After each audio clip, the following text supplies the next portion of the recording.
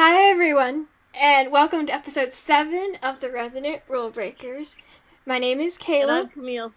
and this podcast we're going to discuss episode 222 of the Resident Broker and Broker, the penultimate episode of season 2. And our first topic is Nick, Alec, Jessie, and Conrad, because that plot lines all got all of them together. And the organ broker. Yeah. Right. Can't forget him. First off, this plot line went into creepy territory for Alec. Well, I mean, the moment John Noble appeared on the promos, I was already creeped out. But that was just my own prejudice against the actor. Well, I have to agree with you because, I know, I've seen John do phenomenal work with Fringe and everything. He's phenomenal, and we have people who can vouch for that. Tim Good being one of them, who edited Fringe and also edits The Resident. Yep. But I still freak out. I love the fact that he edited Fringe. Fringe is literally one of my favorite shows of all time. But yeah, in this particular role, John he does put the creepy factor on, and so I do get why you're saying that. But with the organ broker, the role, it was a really bad deal to begin with. But Nick's desperate. Yeah, I mean, I don't understand why so many people are acting like they're holier than thou with Nick. How dare she go with the organ broker? Well, if you have a family who is dying and needs a kidney donor, and this is your last resort, you can't see a way out, and here's a possible, way out, you do it. You know what I mean? Morals be damned kind of thing. Yeah, I know exactly what you mean. And it doesn't matter, yes, Jessie put herself in this position. Yes, she's an addict. Yeah. Yes, she did the drug trial. Was it the drug trial that caused the kidney thing, or was it her drugs that caused the kidney thing? They're saying it's the drug trial in the episode. But I have a feeling it might be both. What was the drug trial about? What was it? What were they trying? What was the end result? It was a cancer drug, I think. But Jessie didn't have cancer. None of the other people had cancer. No. They were testing a cancer drug on people who didn't have cancer. That sounds so Lane Hunter. Why would they do that? Why were they doing that? Should you test cancer drugs on cancer? People with cancer? Honestly, I don't know, but I've recently rewatched episode 207 with Trial and Error, and yeah, it's definitely a cancer drug because the organ broker was gonna get 90% off the top, and the girl who donated her kidney was gonna get 10%. Yeah. That's the moral ramifications plus that. The organ donor being ripped off really sent red flags for Nick, I think, more than anything. Yeah. But Conrad, when he found out from Jessie that this was happening, because it took Jessie telling him about it for her, and I love that Jessie, of all of them, was able to be open with Conrad. She trusts him. Because she knows how much her sister loves him, and he's also her doctor, and I love the fact that there's exactly. Hey, we're going to the organ donor. She told him in a surreptitiously roundabout way, kind of thing, without telling him. Conrad can put two and two together. Conrad's smart, but at least. I don't know if you put this down on your list of topics for today. You probably did, but in another category or maybe under this topic also. But what do you think Conrad offered Belle? I think it was definitely money. That's the only thing that could make Belle do things. Because we've seen him do crazy things for money. Yeah, going In this episode, better. was kind of. I would have liked to see him actually dance. Maybe not on the table, but But even in this episode, we saw him do crazy things for money, and we're gonna get to that. But like, we know Conrad's father is loaded. Marshall is loaded. But Conrad's never been one to just ride the coattail of having that money. But he probably does have a trust fund. Yeah. The only other time in the show that we know of that he's asked Marshall for help with money-wise is to bail Nick out of jail. It always comes down to helping Nick. Yeah. Well, my question is, so does that mean we get to see... Well, okay, I'm confused by this. Have we heard this? Has there been an instance of, like... I mean, I know for the bail, it was he asked his dad. He didn't access any kind of trust fund or whatever. So before this instance, like, have we ever heard of a trust fund? No, I'm just saying that most rich kids, at least ones that have daddies that are as loaded as Marshall is, have a trust fund. Yeah, true. But I don't know. I mean, I'm so confused by this. I don't know what when I talked to Miles, who plays Alec, the night after the episode aired, he had, I had told him that, like, the whole organ donor black market thing really didn't seem in character with Alec. Alec, when he first came on, was like the saintly doctor who,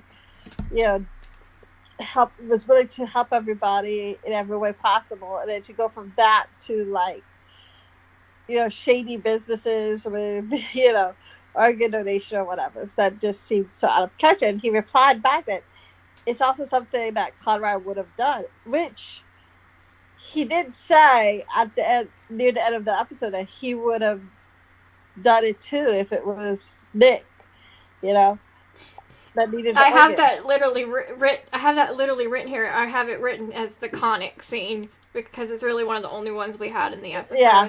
Where they both admit that they would do pretty much anything for the other if this wasn't that person in their shoes. So, well, then why do you think Alec is viewed as this bad person for doing the exact same thing that Conrad would have done?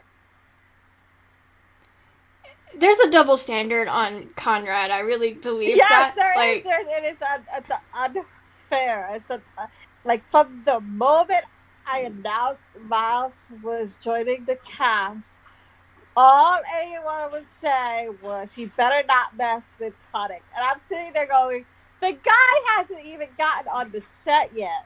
We don't know the character storyline. Okay, I remember when Miles was cast. He was cast months ahead of time for him to film anything, and he didn't come in until episode 210, which was after the fall. But they filmed, like, about 4 weeks before the episode aired. Mm-hmm. So, like, started in... was in January, right? That's when it aired? Yeah, it was the mid-season premiere. Right. And so let's assume that he filmed that about a month prior, which would be in December. Early December. Right. Okay, so the announcement that he joined the cast was about a month before he walked on the set. So it would have been November-ish. October 29th. October 29th. See? That's what deadline announced. No, I don't think he ever got a chance from even the fans. And, like, it was, and when he left the show, it was announced he left the show, a lot of the reactions totally proved that, because a lot of people were saying, I never liked him because he was a threat to Tonic, or someone was saying that he's a homewrecker. I'm like, how is he a homewrecker? He didn't do Okay, anything. Nick and Conrad's problems were problems prior to Alec. I know. The show pointed that out with episode 203, Three Yeah. Words. They had problems before the They're pilot aired. Okay. Yes, exactly. Because if they were like, if they had problems when the pilot was airing, they would have been together from day one, but they weren't together. It's like, like I said, I just don't think. One of my first conversations with Miles was me telling him that a lot of people, you know, all anyone wants to talk about is how you better not mess up with Kodak or whatever. So I was trying to tell him, hey, look, why don't we talk about something else that has nothing to do with Kodak?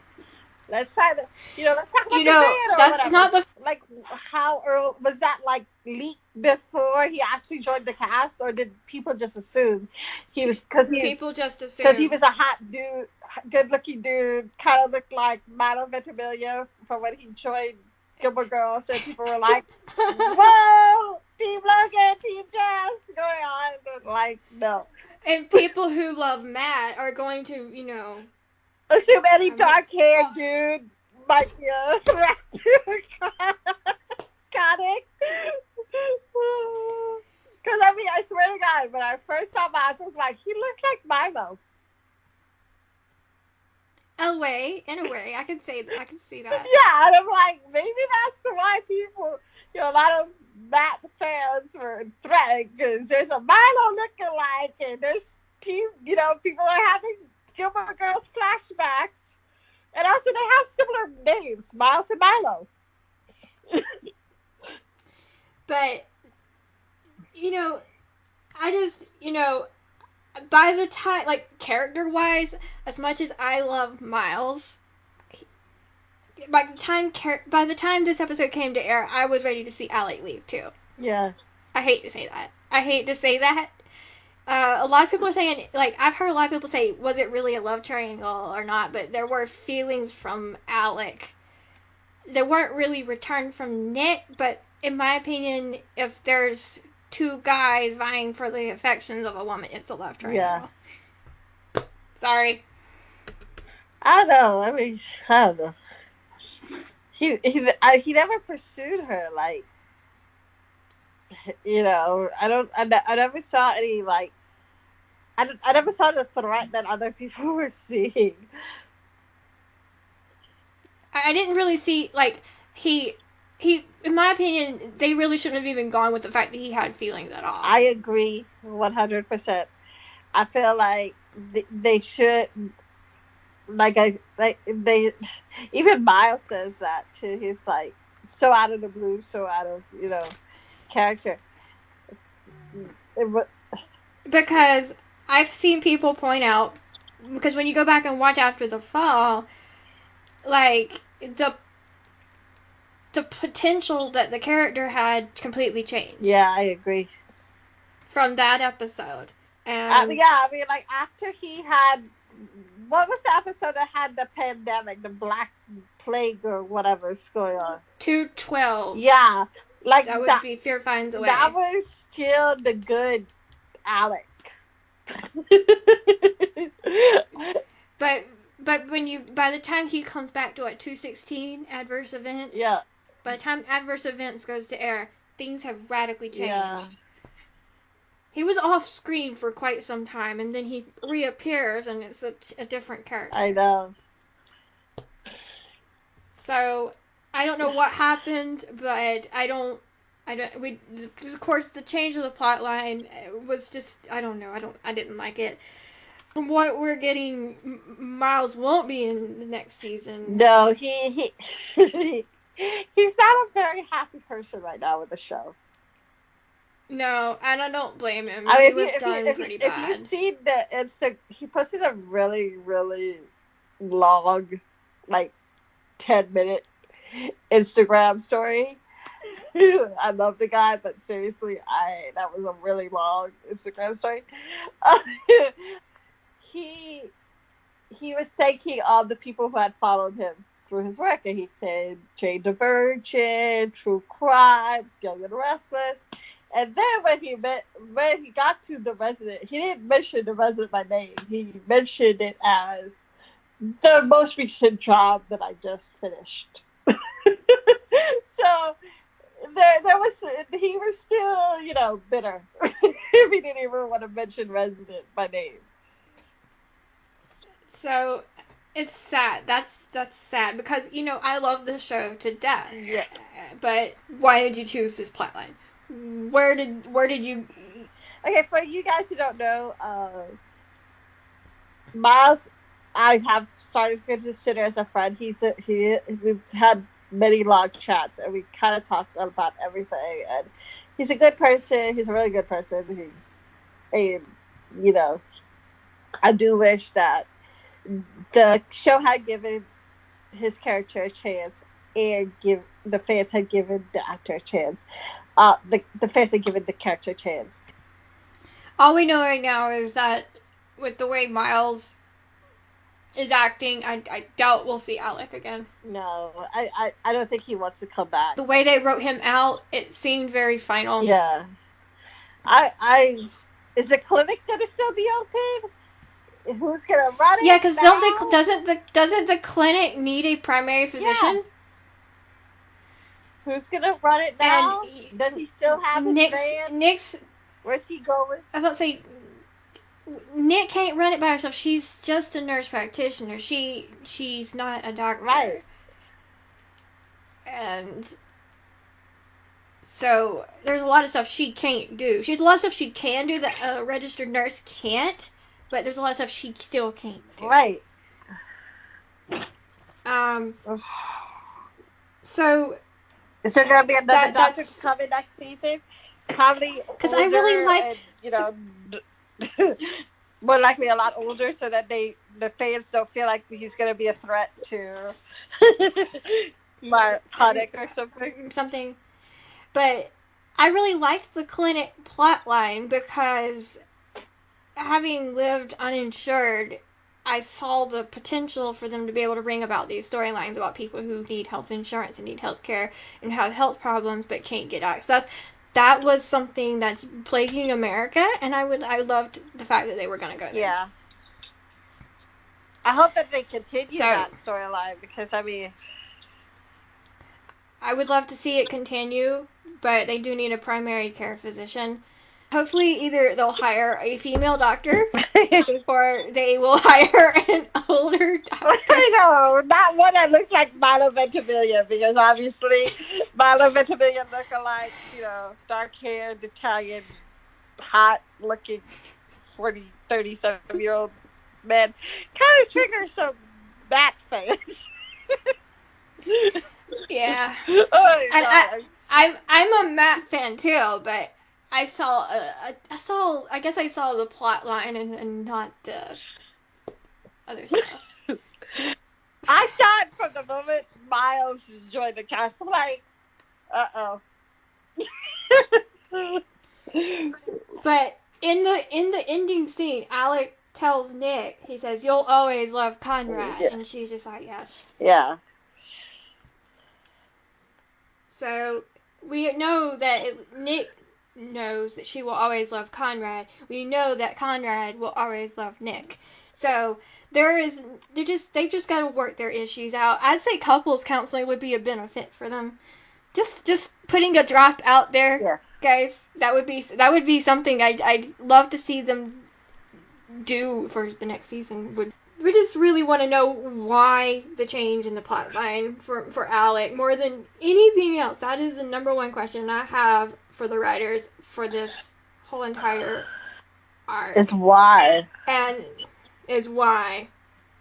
But also, I definitely think that, there a lot of people are like, why is Conrad helping Nick again? He loves her. Yep.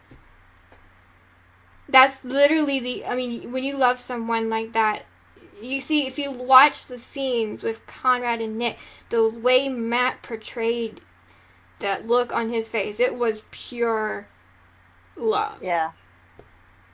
That's because I know Matt Zuckery. I've watched him do 3 roles, and I can promise you, that is the look of utter adoration.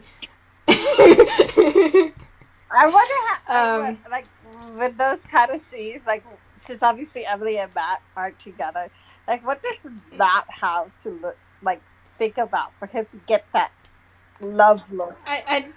I don't know. Matt does it so well because Emily's. But so yeah, I just wanted to point out that a lot of times, especially when you're in a relationship, even though Conrad and Nick are technically together, they're working on trying to get back together. You do anything for the other person. Yep. Siblings, parents, everything. Yep. As I say, it's for better or for worse scenario. And I really do believe Conrad and Nick are in that. They're just not together or married at this point. That's the way I feel about it. Yeah. Well, we have another topic, and it's more comic relief than anything else. We're gonna go with Mina. Oh. Mina's I love this. crazy night out Oh with my God. Grayson. Where do you want to start on this one? This is the funniest thing. Let's start with the golf course. Oh Okay. my God. When she wakes up on that golf course, I'm sitting there going, what Yeah. in the world? Because this is so out of character. When Kim posted that on Instagram, I was like, is that Mina in a suit? Not only in a suit, but she had a yarmulke on. Yeah, I mean, I didn't see the yarmulke at first, but yeah, that was so funny. That was so hilarious. Oh God. Okay, so let's start. Okay, Mina wakes up in a suit on the golf course. AJ calls her saying that she should come back to the hospital. He has this great cardiac surgery that she could be in or whatever. She doesn't know how she got in a suit on a golf course. Devon checks her out, do neurological check on her or whatever.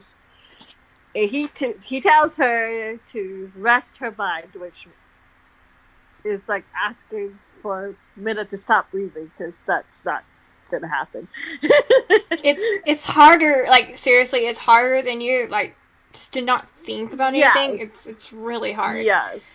But not only that, but there's a guy with Mina on the golf course. Yep. And she's like, what in the world happened? This guy is trapped under a golf cart. Yeah. And that's the guy who later find out to be a lottery winner or something. Anyway, fast forward. And then, what was it?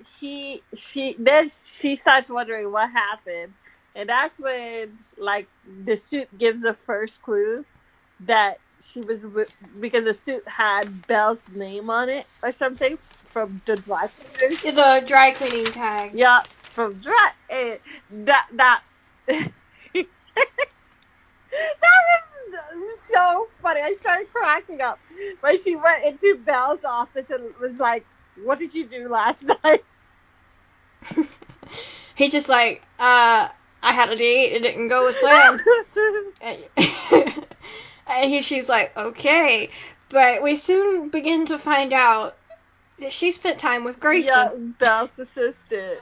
Bell's assistant. Oh, great. We need the suit. Greta. We need more Greta adventures. Please, let's have Greta adventures next season. I am all for them bringing back Grayson. I love him. Rodette, you're hilarious. Oh my God.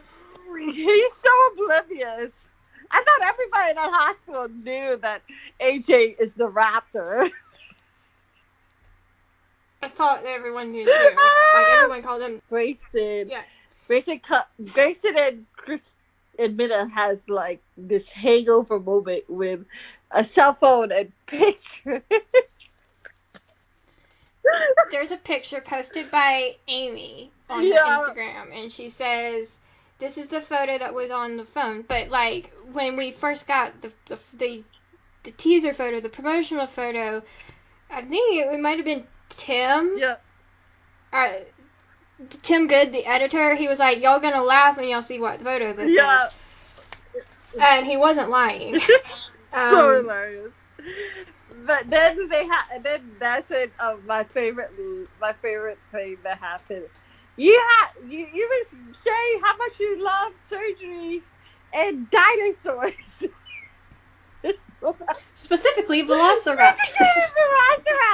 Okay, Manish and Tasso, the best reactions ever. Like literally, I can't even stop.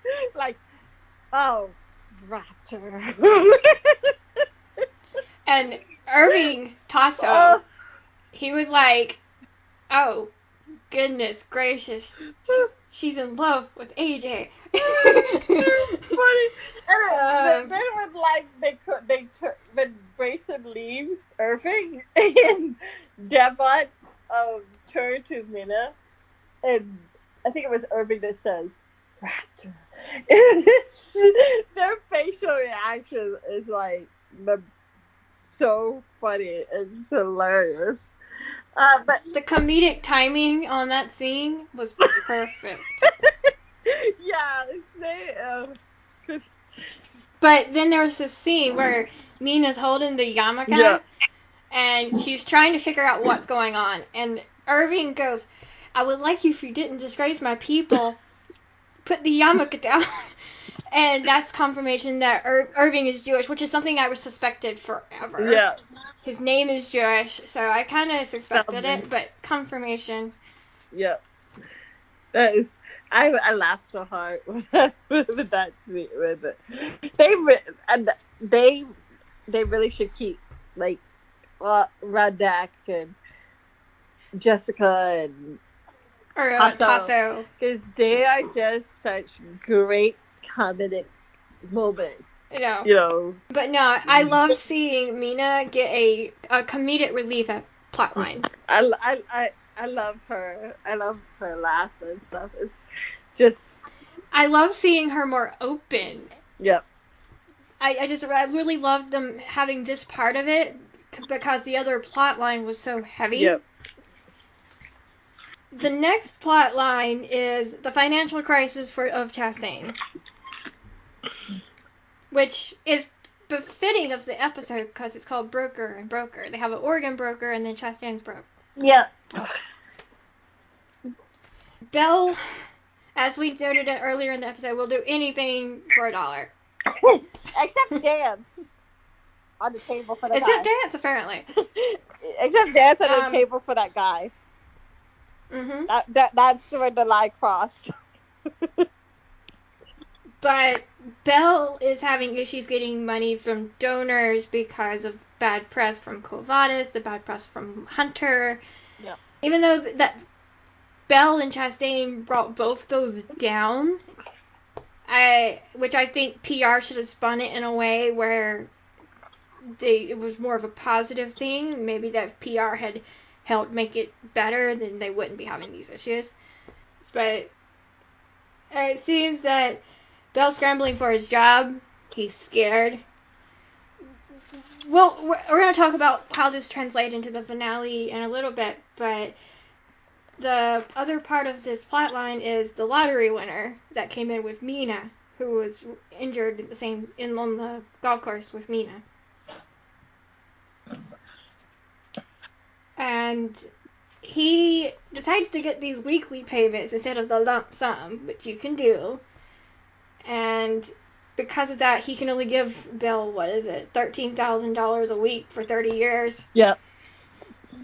But he had some issues with his diaphragm, and AJ and Belle went in and repaired it, and they drained the fluid, which is funny watching AJ bang this guy's back. It's disgusting, but it was funny at the same time.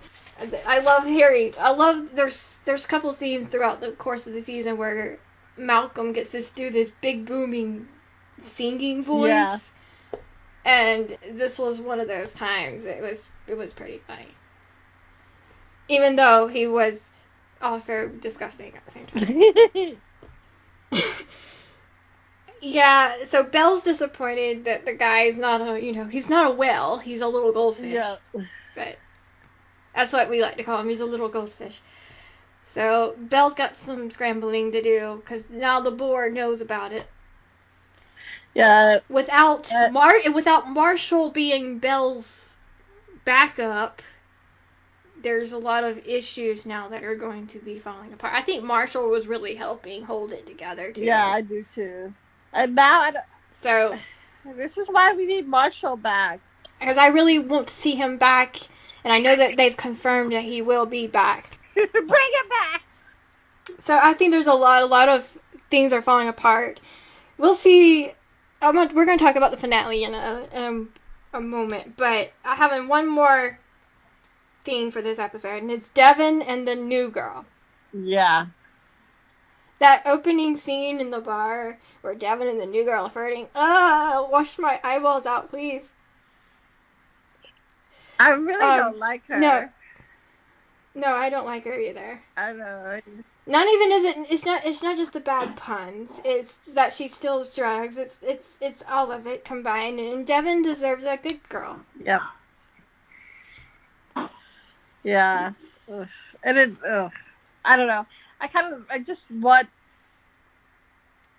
I know she's the one that faints in the season finale. So let's just hope that her fainting does not endanger the patient that she was working on or whatever. Exactly, because we don't know if she's working with Micah or if she's working with Jessie. Yeah, or Jessie's dad. So there's a lot of things going on this season finale. The finale is full. First off, we have Patrick Walker returning as Micah. I was not expecting that, but when they filmed the finale about a month ago, yep. Patrick posted on his Instagram stories that he was on set. Yep. And I was not expecting that when they wrote him out in 218. Yeah. Because I was like, well, they're done with the Mina-Micah relationship. Just, write him out. But then I was like, oh, he's back. And then we get the press release. We find out he's in for more surgery. I'm guessing on his heart because he had a heart transplant. So I'm guessing that's what it is. I'm hoping Micah survives. Why in the world do y'all make Micah have surgery every season finale?